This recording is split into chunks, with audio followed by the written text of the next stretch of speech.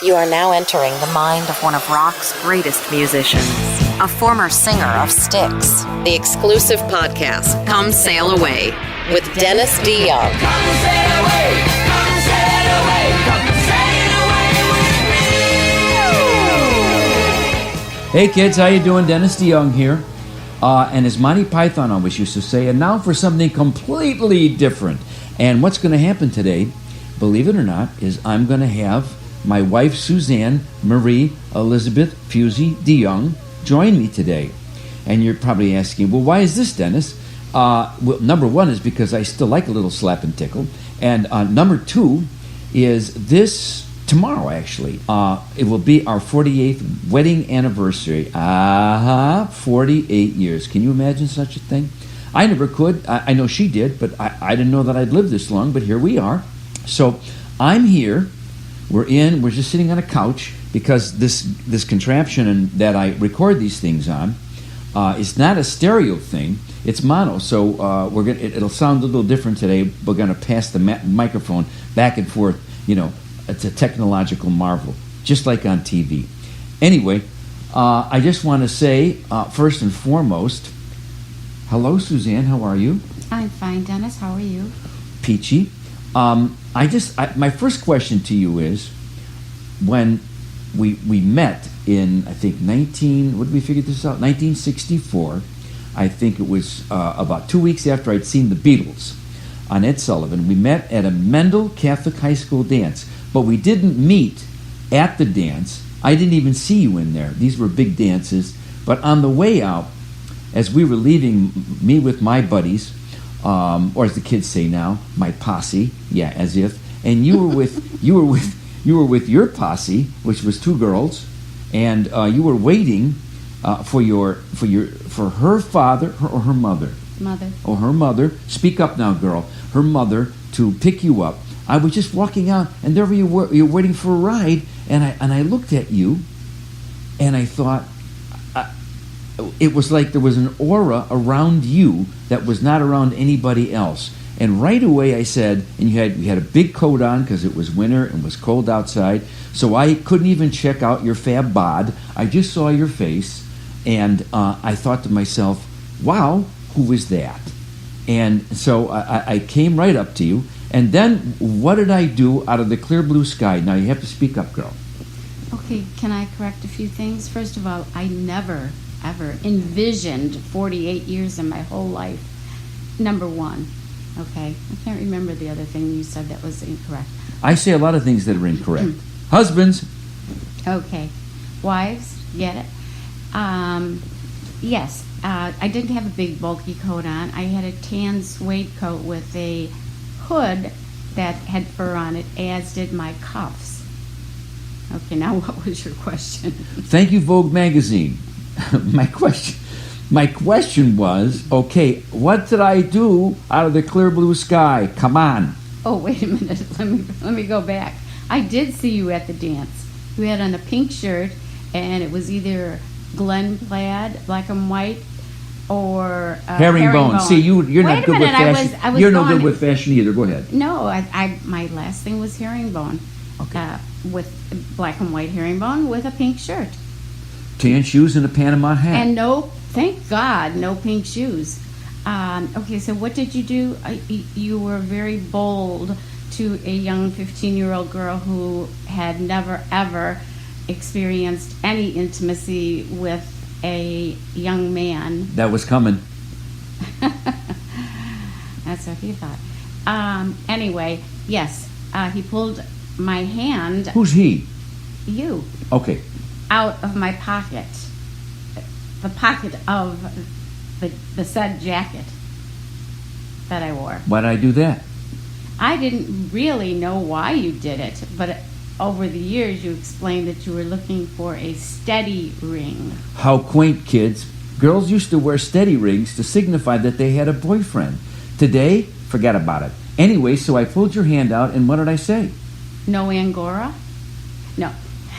He actually said, you don't have a steady ring. So I knew right away that she probably didn't have a boyfriend. But the interesting thing was, is I kind of singled you out there and tried to flirt with you. And but I was there with my buddies, and of all my buddies, you said you saw me in the dance, which means you saw me with a group of guys. Yeah, and so you noticed me. Well, I noticed Mickey Bogey first, but then I noticed you. I didn't know your name. I didn't know his name either. But I do believe he had on, I was partial to pink, still am. He had a pink jacket on, and I believe that was what attracted me to the group of guys. I know I should have bought that pink jacket. It certainly wasn't their dancing. Oh, now, see? Now, right away. Did I insult her? No. Okay. So anyway, you thought I was too bold. Had you ever been really kissed by a boy? Nope, never. You were 15 years old, and she had never really been kissed by a boy. These, it's 1964, kids. You know, sit down. This is probably shocking you. But in those days, girls were very, very, they were very careful, all right, about who they gave their amorous intentions to. Because, it was before the pill, it was before the sexual revolution. And it was the right thing to do. Yes, Suzanne, we know that. But Don't here, be condescending. well, no, I wasn't being condescending, but I was just explaining. People, at 15 years old, if you're giving yourself up to a guy, No, you I didn't gotta be mean. crazy. I didn't mean giving yourself up. I meant that if you're going to kiss a guy, you know, girls were more demure. Okay, so I did have one guy kiss me, okay. But he kissed me on the cheek. Doesn't count. Oh, well, okay. I wouldn't let him kiss me Oh. anywhere else. Uncle Tanous kisses you on the. I on the wouldn't let cheek. him kiss me anywhere else. I don't blame you. Yeah, I saw pictures. Anyway, You did not. anyway, so anyway, you were initially, as you told me, attracted to my friend, and let's not go any further with this. It's embarrassing to me. But anyway, He had a car, you didn't. no, I had my. Wait a Parents' minute. car. You didn't have a car when I met you. You had your Tempest, your dad's and your mom's Tempest. You did not own a car until after we were going steady. I can't remember to tell Oh, you the God. truth. I remember. All right. Anyway, this is going to turn into Fibber McGee and Molly pretty soon. I'm going to open the closet door and stuff's going to fall out. Anyway, wait, stop. Remember, we have to be on the microphone. There's only one microphone. We're sitting very close together right now. Anyway, so then what happened next? Oh, it's simple. We decided, we exchanged numbers somehow through somebody, and then another arrangement was arranged. Well, that's why they call it an arrangement, you imbecile. Anyway. I don't believe I gave you my phone number. I believe that you got it from Tom. No, that's right. Your parents were too poor. You didn't have a phone. No, I was not allowed to date. No, you were. You're 15 and a half, and you just blossomed into this beauty, and you were still, you know, I found you. I always tell people, I found her before she knew any better. Well, that's the time to do it, because if she'd had more experience, no chance for me. But anyway, so, and then we went and we met as a group again, and we went to the St. Anthony or St. Willibrod's? St. Anthony. St. Anthony dance, and we danced there, and I put on some of my dance moves, and when I started dancing, my dance moves, immediately she threw herself at me. Right. You were there with your buddies, and my friends, my lovely girlfriends, got a kick out of the way. I'm being nice. I got a kick out of the way you and your friends danced. I believe it was the era of the go gorilla go. We were doing the gorilla, and you Yeah, more like monkeys. yeah, and you Catholic school girls, you just weren't hip to all that. You were still going like this. Oh, God, patent leather shoes. No, we were hip to it. We just didn't like guys who danced. No, anything but slow dances. You know, those kids in the Catholic schools, they didn't dance. They went from room to room waiting for their knuckles to get slapped. No, they went from room to room, probably making out. But those are the older No, girls. wait a minute. You went to an all-girl Catholic high school, so I how would said- you know? You're right. This is extremely rare, I must tell you, to meet a girl. And these days, where would you have to go, to Tibet to find somebody like this? Anyway, so we met, and then we started dating, and then I asked you to go steady, and because I didn't want you to get away, because all the other guys were ogling you, and I thought, well, if I got her going steady, it would be good. And so we dated, and Let's go back to the first kiss. go ahead. Okay, did you kiss me on our first date?